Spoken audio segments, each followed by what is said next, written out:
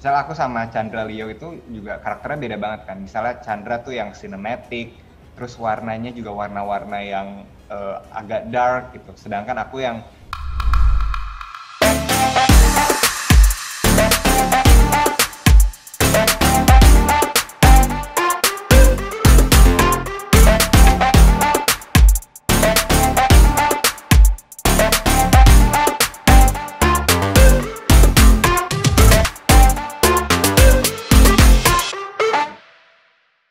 Dan abis ini saya juga akan menghadirkan bintang tamu berikutnya yang nggak kalah seru pasti pembahasannya.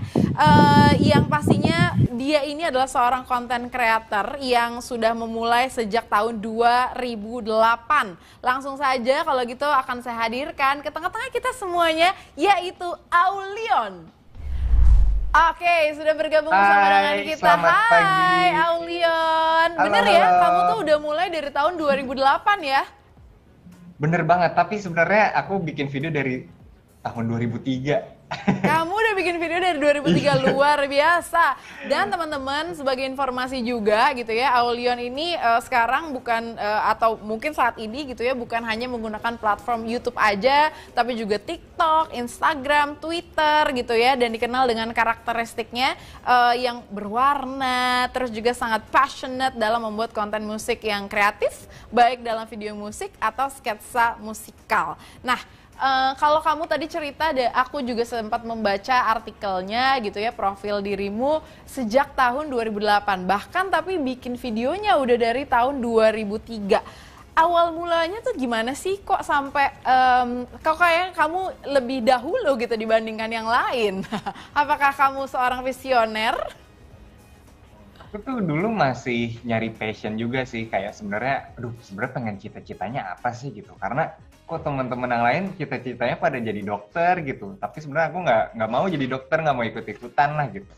Dan ternyata pas aku dapat kesempatan untuk nonton film bioskop Sherina, petualangan Sherina sama film horor Jelangkung, itu dulu tahun 2002 apa 2003, itu aku langsung, kayaknya seru deh bikin film gitu, langsung pengen jadi sutradara. Nah mulai dari situ langsung, kalau misalnya ada kamera gitu pengen ngulik-ngulik kameranya untuk ngerekam tuh kayak gimana sih gitu. Dan dulu kan susah ya untuk belajar ya, kayak misalnya Google aja tuh dulu masih belum ada gitu, maksudnya belum ada apa-apa tuh di internet gitu. Dulu kita masih nyari ilmu tuh dari buku, dari guru doang gitu. Dan akhirnya sekarang udah bisa belajar dari manapun, jadi asik banget sih dari YouTube.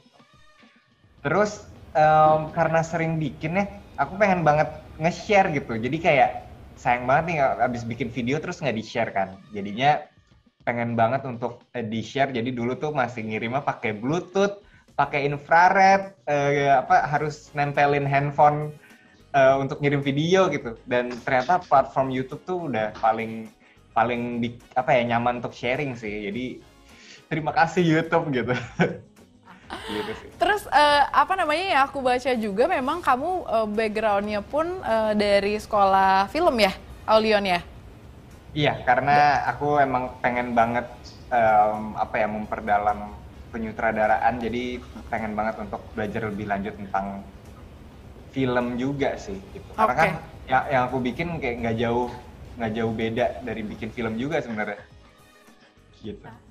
Berarti kan maksudnya gini, ketika kamu udah sekolah ngambil pendidikan gitu di dunia film, sebetulnya kamu sudah ada di mungkin industrinya gitu, udah lebih paham industrinya, mungkin lebih ilmunya secara teori dan sebagainya. Tapi buat teman-teman yang mungkin bahkan awam gitu, nggak paham sekolah perfilman seperti apa, teknik directing gimana, ngambil video gimana, editing dan sebagainya, itu memungkinkan nggak sih Aulion untuk menjadi content creator atau YouTuber di sini gitu? Kita lagi ngobrolin tentang YouTube yang sustainable. Karena kalau kita lihat kamu dari tahun 2008 atau 2003 bahkan gitu, dan bertahan sampai sekarang nih gitu.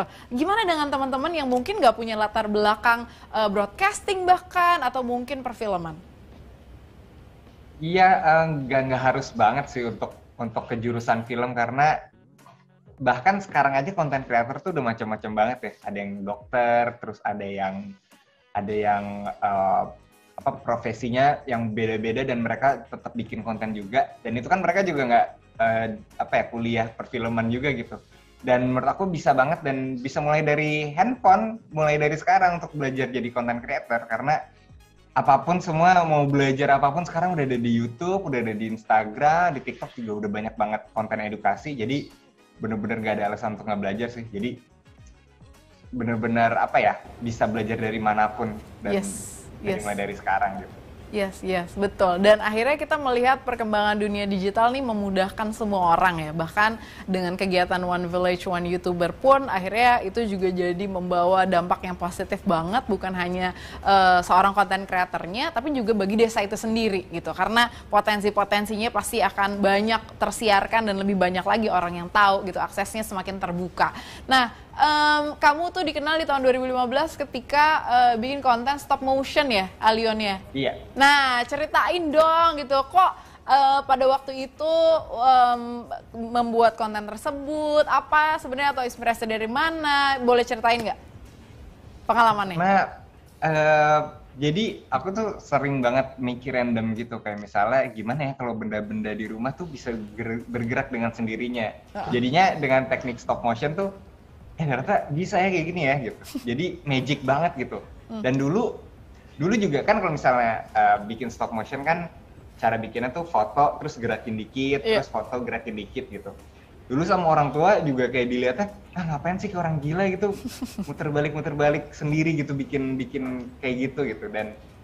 Dan yang aku nikmatin justru prosesnya sih, karena prosesnya tuh kan kayak apa ya, harus ada persiapan, terus bikinnya capek juga, tapi pas ngeliat hasilnya tuh kayak ada rasa senang gitu, ada kepuasan tersendiri. Dan ternyata tuh justru yang bikin seru dari bikin video itu adalah justru prosesnya, bukan hasilnya. Jadi itu yang bikin aku happy untuk bikin video sih. Yes. Berarti emang valid ya gitu. Aulion adalah seorang creator gitu, karena emang sangat menyukai prosesnya to create the video. Nah, sekarang gini, kita kan ngelihat kalau di YouTube atau di media sosial gitu ya, banyak banget nih atau populer sekali dengan istilah viral. Bikin konten biar viral gitu ya, bikin konten yang atau diviralkan dan sebagainya. Nah, gimana kamu melihat ini dari sudut pandang seorang konten creator, Aulion? Karena aku udah sering bikin konten yang rumit-rumit ya, dan emang aku nggak tujuan untuk viral gitu. Jadi kalau misalnya konten yang aku bikin itu susah dan ternyata nggak viral, jadi nggak nyesek amat gitu sih. Karena aku percaya kalau rezeki orang tuh beda-beda gitu, dan timingnya juga beragam. Kadang ada yang viralnya dari bayi juga udah viral, terus atau misalnya yang udah kakek nenek juga baru viralnya sekarang gitu. Jadi aku percaya kalau rezeki tuh beda-beda. Tapi bukan berarti kalau nggak viral tuh langsung patah semangat gitu sih. Tapi justru fokus sama apa yang kita bikin tuh kita seneng gitu. Jadi kalau misalnya nggak viral, at least kita nggak nyesek banget karena kita suka apa yang kita bikin, kita suka sama kontennya gitu. Jadi ya gitu. Jadi kalau misalnya mau bikin konten, make sure kita paham sama kontennya, kita suka juga, dan ya kalau misalnya kayak gitu ya pasti akan terus lanjut sih. Iya. Kamu tuh juga di tahun 2020, sejak 2020, 2021 sukses membuat Rewind jadi trending topic juga gitu ya. Gimana sih cerita tersebut gitu, awal mulanya sampai perjalanannya lumayan loh, 2 tahun berturut-turut, dan akhirnya sampai sekarang pun orang masih ingat gitu. Iya, itu juga nggak nyangka juga sih untuk menyutradarai Rewind Indonesia, karena ini salah satu proyek terbesar yang aku bikin karena kolaborasi dengan banyaknya content creator dan banyak figur yang kolaborasi di situ. Dan deg-degan banget karena itu salah satu karya yang ditonton banyak orang dan ditunggu gitu. Jadi ekspektasi orang tuh macam-macam gitu. Jadi serem sih bikinnya, tapi jujur prosesnya seru banget, bikinnya seru banget, dan banyak momen nangis juga karena bukan nangis karena sedih, tapi karena terharu sama prosesnya, dan didukung sama tim-tim yang apa yang solid juga gitu. Jadi mau bagaimanapun komentar penonton, kita tuh masih tetap bisa nikmatin karena prosesnya tuh seru banget gitu sih. Jadi itu yang paling berkesan tuh justru prosesnya itu, Iya, dari iya. mikir ide sampai produksinya. Apalagi bawa nama Indonesia ya. Iya, Ada tulisan jadi Rewind Indonesia dan deg-degan. pada waktu itu juga akhirnya orang nunggu-nunggu nih apa nih yang dibuat, seperti apa kemasannya gitu, dan emang akhirnya berhasil membawa sebuah tayangan yang ditunggu-tunggu setiap tahunnya, akhir tahun ya. Ya, Iya. setiap akhir tahun ya. Kalau dari 2020 sampai 2021 ada berapa banyak tuh kreator yang terlibat, dan mungkin ada nama-nama yang bisa di-highlight di sini juga nih, Aulion. Oh, banyak, banyak banget sih. Kayaknya ada bisa sampai 100 sampai 150. Dari Jerome Pauline, Nancy Judge, Arif Muhammad, terus ada Najwa Shihab juga, Iya, ada siapa lagi ya? Ada Maudy Ayunda, ada Deddy Kobusier, terus banyak aduh bingung, banget. Tasya Farasya, ya banyak banget. Yang Banyak kemungkinan banget, banyak ya, banget. kemungkinan yang teman-teman pengenin tuh ada di situ semua kali ya. Bener, bener, bener. Wow, itu sebuah apa ya, acara tahunan yang ditunggu-tunggu juga. Tanggung jawabnya besar banget pastinya. Iya, Dan Bang. worth the time, worth the cry, worth everything gitu ya. Dan yang pasti Iya. bisa jadi salah satu milestone ya. Dan ini bisa jadi inspirasi buat teman-teman yang lain bahwa kalau Aulion bisa, kenapa enggak buat teman-teman yang lain gitu. Asal memang dijaga konsistensi dan juga semangatnya. Oke. Ini ramai sekali yang mau nanya sama kamu. Langsung aja kalau gitu aku bacain pertanyaan yang sudah masuk di kolom chat dan sudah dikurasi sama teman-teman di sini. Aulion, yang pertama dari Bagas Alifi, ini dia di Bogor.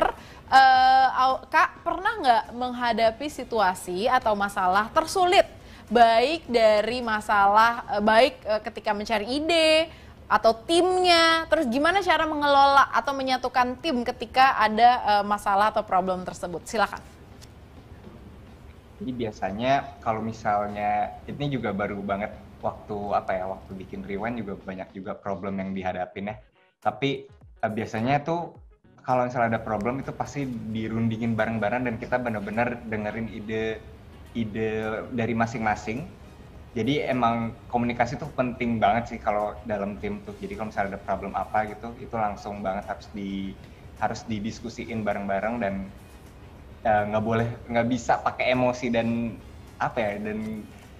iya harus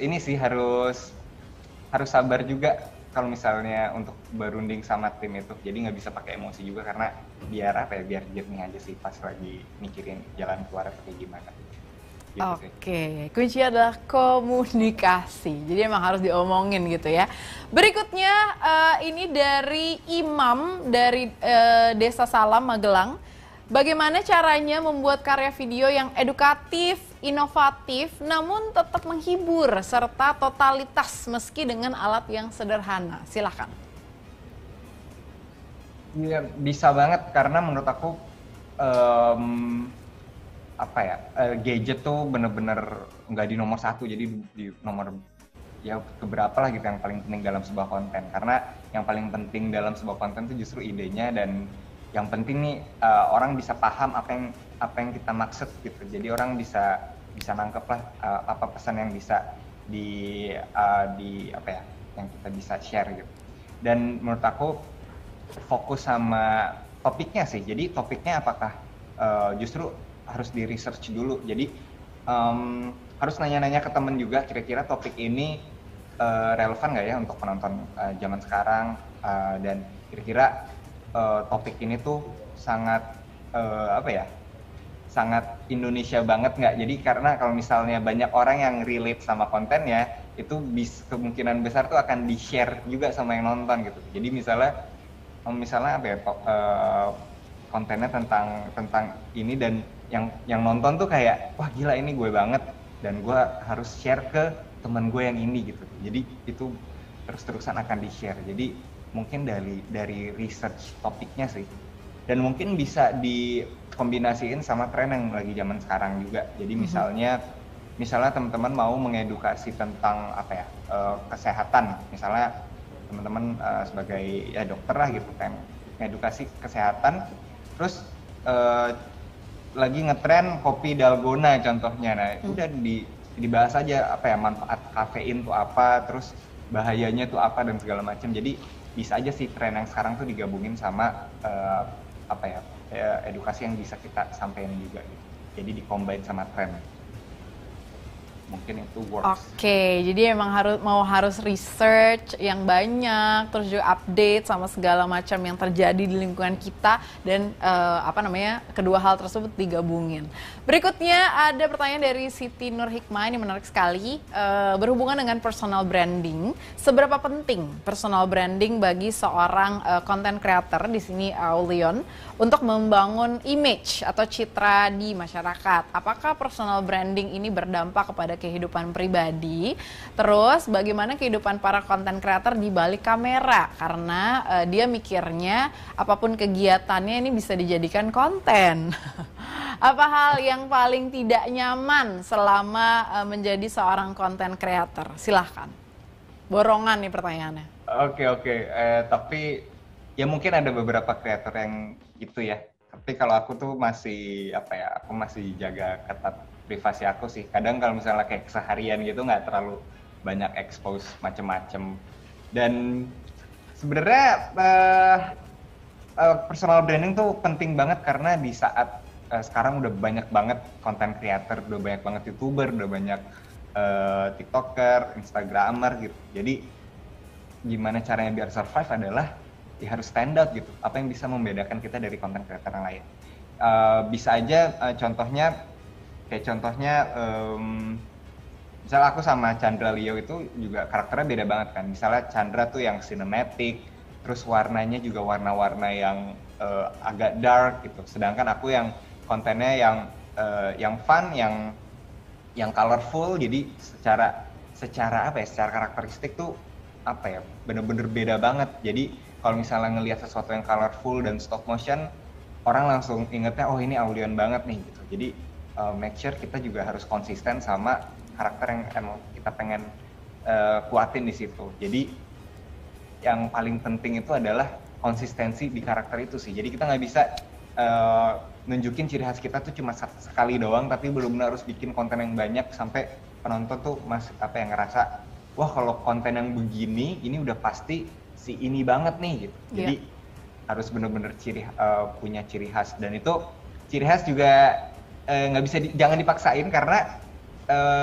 pilih yang ternyaman aja menurut diri kita masing-masing sih. Jadi kayak misalnya kalau aku jujur emang suka banget sama sesuatu yang colorful lah. Ini bahkan jaket aja aku warnain gitu. Jadi ya konten yang aku tampilin ya yang colorful juga gitu. Jadi jangan cuma ikut-ikutan kayak sebenarnya kamu suka banget sama warna hitam putih, tapi karena wah lagi laku nih warna colorful, lagi banyak orang yang suka warna colorful, jadi langsung ikutan bikin warna colorful gitu. Jadi yang gak nyaman kitanya juga gitu, kasihan kan. Jadi make sure bikin di list aja apa yang kita suka, kayak mulai dari warna favorit, lagu favorit, kreator favorit. Nah dari hal-hal yang kita suka itu kita combine dan jadi satu racikan, itu adalah karakteristik kita gitu.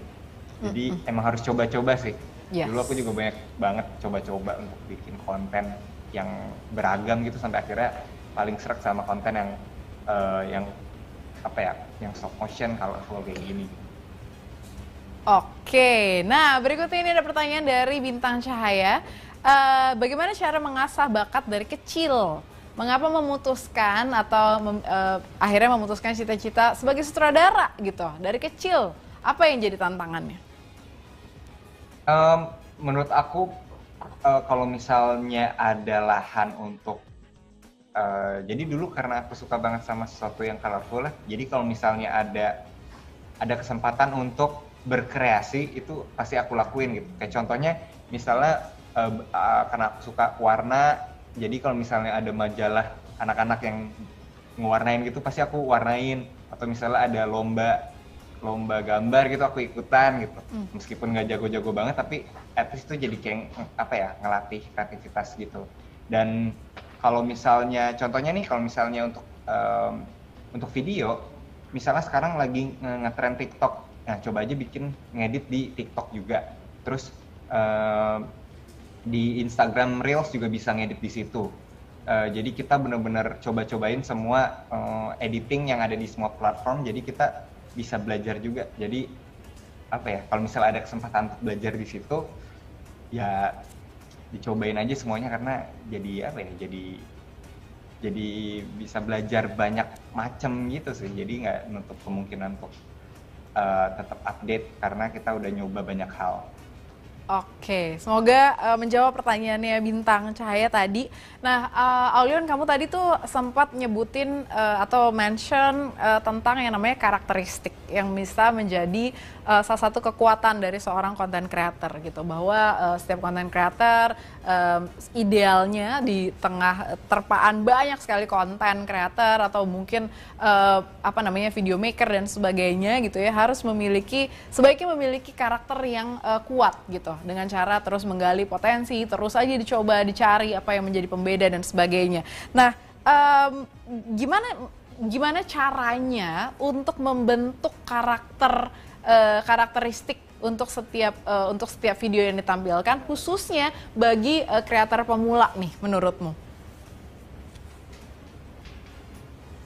Kadang-kadang tuh jadi tricky gitu ya, mau beda tapi kok kebablasan, atau mungkin kok malah di luar jalur gitu, jadi malah bukan kebentuk karakternya, orang jadi kayak bingung gitu. Gimana sih caranya membentuk karakter menurutmu yang paling sederhana, khususnya yang bisa diimplementasikan bagi para kreator pemula?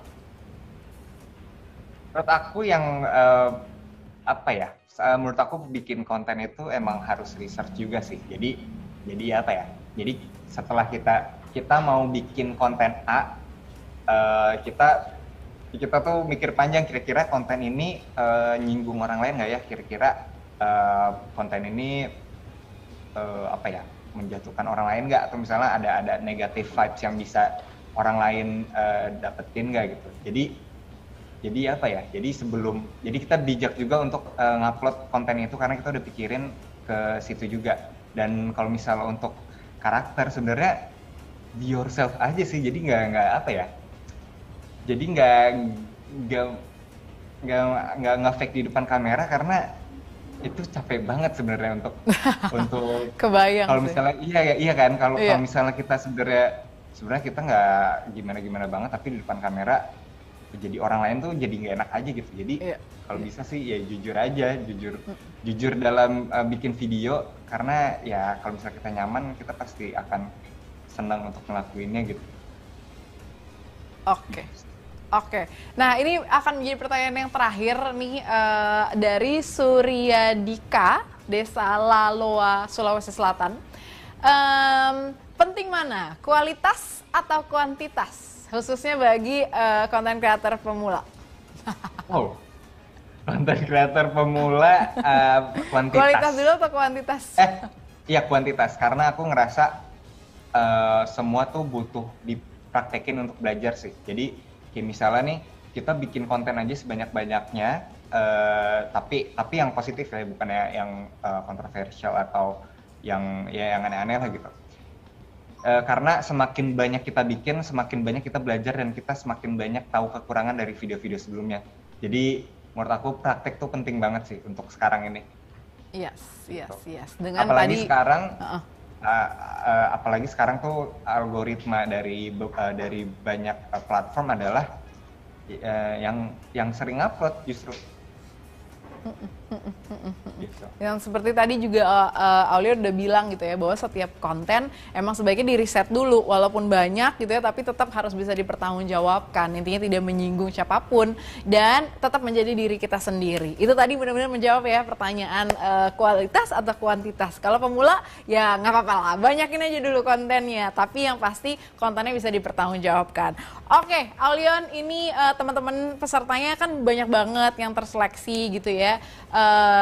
Totalnya ada 500 saat ini gitu yang terseleksi. Nanti kita akan sama-sama mengumumkan pemenangnya 5 yang beruntung. Tapi kan dari penonton acara kita hari ini pasti banyak sekali gitu.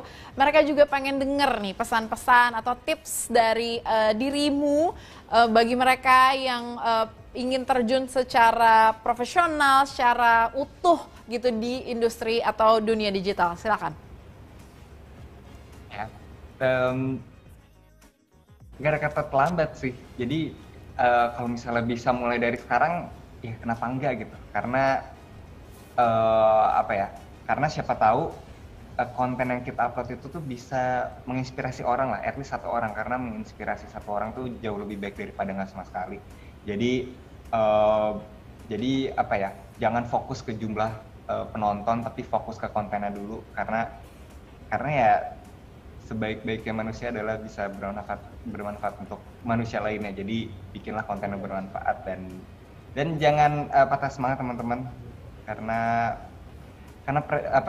nikmatin aja prosesnya, karena seru banget sih untuk berproses tuh, menurut aku pengalaman yang paling seru gitu. Jadi semangat buat teman-teman semua. Oke, terima kasih banyak Aulion.